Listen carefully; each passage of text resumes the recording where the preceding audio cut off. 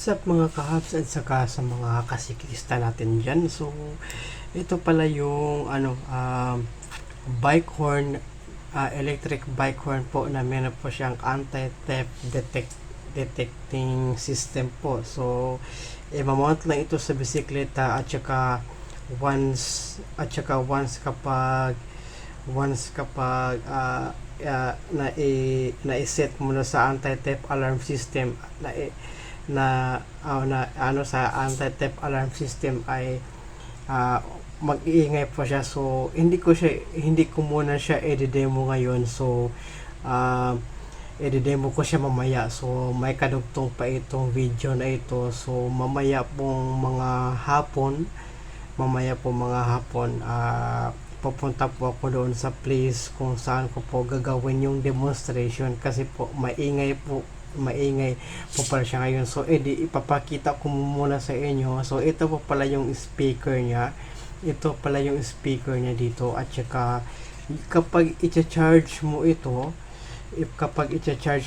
so you need to peel off this, at saka dito sa ilalim nandito po pala yung USB port pala niya. So supported po siya ng micro USB po. So hindi po yan USB type C.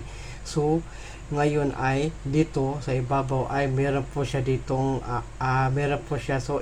so ito pong dalawa na itong nasa ibabaw, design lang po pala siya. So ito pala dito sa gitna, ito po yung bike horn niya. So it comes up with different tone po, marami po siyang tunog po. So kapag ilong press mo siya, mag-iiba po yung tunog niya. Okay, mag-iiba po yung tunog kapag nilolong press mo siya. So ito naman siya, ito po pala dito yung kapag nakalock na po yung once mo ito ilolong press, maglalak na po siya. So it means kapag ginalaw mo yung bisikleta, umiingay na po siya. Okay, umiingay na po siya. Once nag-iingay na siya, na-detect na siya. So kailangan mo siyang i-off dito, ilolong press din na naman siya. Ilolong press mo siya para mag-o-off po siya. So hindi ko po muna siya gagawin sa ngayon. Okay, hindi ko po muna siya gagawin sa ngayon para kasi maingay kasi siya. So doon ako sa place na doon ako sa lugar na medyo hindi gaano katao, walang hindi talaga. So parang ganun yung demonstration ko. So kasi actually ginawan ko, honest review talaga to. So kasi epic fail po yung ginawa ko noon. So sabi kasi nila hindi ako nagbabasa ng manual. Nagbabasa po ako ng manual noon, na misunderstood ko lang siya. So just want to clarify all. Okay, kasi nabash kasi ako doon at talagang na-hurt talaga ako doon. So na-hurt talaga ako. It hurts, okay. So eto, okay, uulitin ko po itong sa gitna, long press mo siya, mag-iiba po yung tunog niya. So mag-iiba po talaga yung tunog niya. So pagkatapos ito kapag gusto mo siyang i-lock, kapag gusto mo na siyang i-activate, yung anti-theft alarm system niya, long press mo lang ito. Okay, at may tumulong na beep, yun po, beep, yun po. At saka pagkatapos na mag-iingay na yun, off mo na siya kaagad dito. So off mo na siya, long press mo lang siya dito, long press mo lang siya. Okay, long press dito, long press para mag-activate yung anti-theft alarm system niya. Long press ulit to deactivate the anti-theft alarm system. So yun po yun mga kasiklista natin at saka mga kahabs. Okay, so pagkatapos nun ay okay na ang lahat. Okay, di ba? So okay na talaga siya. So kadugtong. Okay, so let's continue this afternoon kasi maaga pa kasi ngayon eh. So maaga pa ngayon. So actually hindi ko pa ito magagawa ng demonstration. So okay. So continue po tayo mamaya. Okay. Much later. What's up mga kahabs or mga kasiklista? So ngayon po pala ay i-continue na natin yung i-continue ko na yung vlog ko noong kaninang umaga, ngayong hapon. So ayun, ito na pala tayo dito sa lugar na saan ko po i-demo yung aking electric bike horn na meron po siya kasama na anti-theft alarm system po. So ito po pala ngayon yung demonstration po ngayon kasi noong nung unang vlog ko po ay unboxing at saka quick review yon, at saka ginawan ko kaagad ng full review. Kaya ayun, palpak at saka nabash tuloy ako sa aking vlog. So ngayon pa ay nandito na po yung honest vlog ko po, honest review vlog po ito ngayon sa electric bike horn na meron po siyang kasamang anti-theft alarm detecting system po. So okay, mag-umpisa na.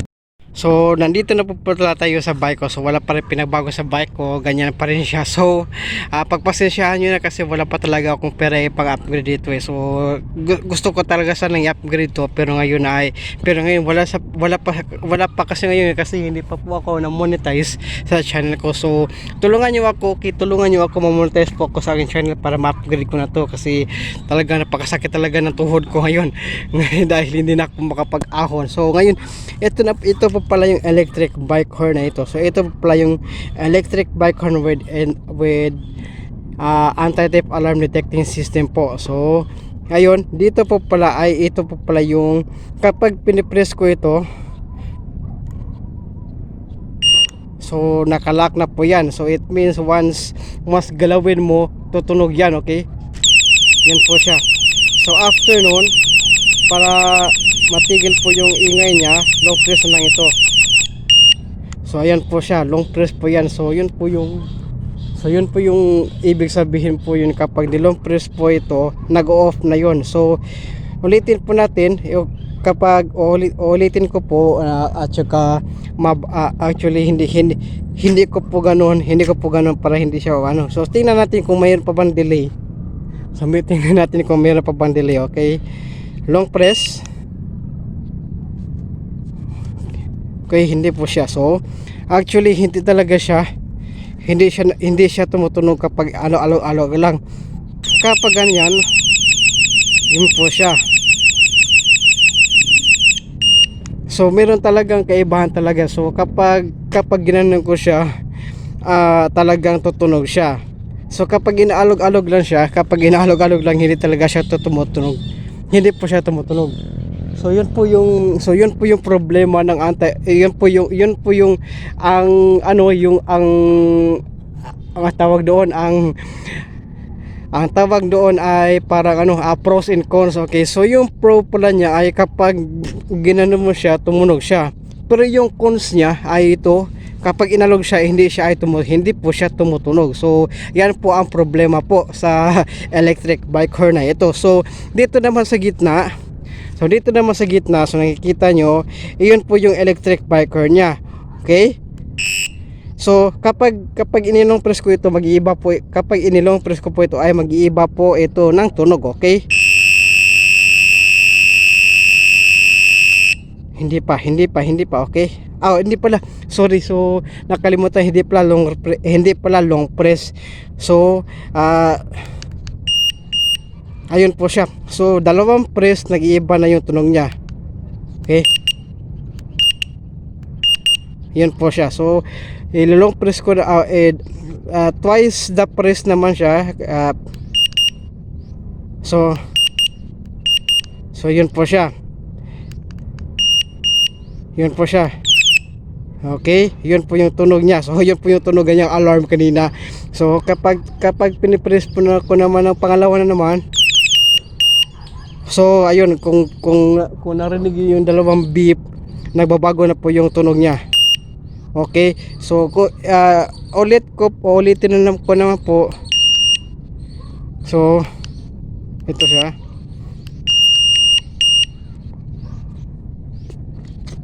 So ayun po siya. So ayun po siya. So ayun po na yun, yun po yun. Balik na po siya sa normal, balik na po siya sa normal na ano po na tunog yung default na bike horn ko. So ayun po pala siya. So ito maliit lang kasi siya. So meron po pala siyang speaker din dito. Actually malakas talaga yung speaker niya dito. Mag autofocus ka naman. Okay, yun po siya. So ito po pala yung speaker niya, napakalaki po niya. At hindi lang po yan mga ka-hubs or mga kasiklista. Meron po siya USB rechargeable lang po pala siya. So it's supported with micro USB po at nasa ilalim po siya. So pinapakita ko na kanina, pinapakita ko na sa previous video, di ba? So meron po siyang chargeable. So any micro USB cable at adapter pwede mo i-charge. So kahit sa power bank pwede mo siyang i-charge on the go, di ba? So kapag naglobat, so kailangan mo lang siyang tanggalin. So ngayon po ay ito po pala yung kabuuan niya, honest review ko. So all in all, maganda po talaga siya. Okay, so papalit na ako ng angle, okay?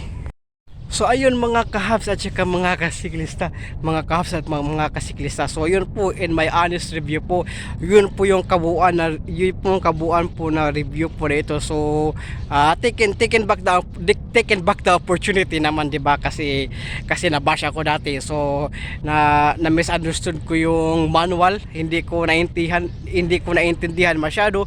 So ngayon in my honest review, okay din naman siya. Okay yung bike horn niya at saka yung pros and cons niya kapag inalog mo siya at naka-on na po yung anti-theft alarm detection system, hindi po siya nag-alarm, di ba? So kapag hinampas ko ng kamay ko yung handlebar, tumunog siya. So yun po yung pro pala niya. So kailangan talaga kung merong magnanakaw, talagang mananakaw talaga kapag hindi tumunog yung ano niya. So yun po lang po yung vlog ko ngayon. Sana po nag-enjoy pa kayo. Thank you so much for watching and please subscribe to my channel, okay?